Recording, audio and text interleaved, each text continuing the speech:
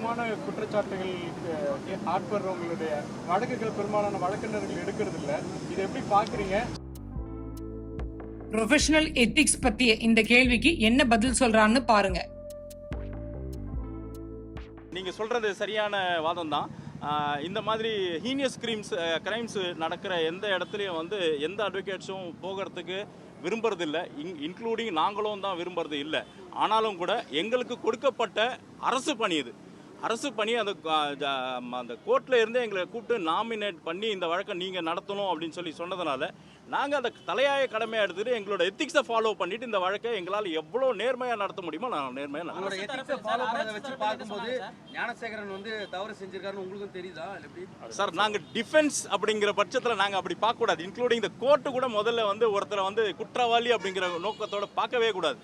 எல்லாருமே அன்லஸ் அவருக்கு ஜட்ஜ்மெண்ட் கொடுக்குற மட்டுமே அவரை வந்து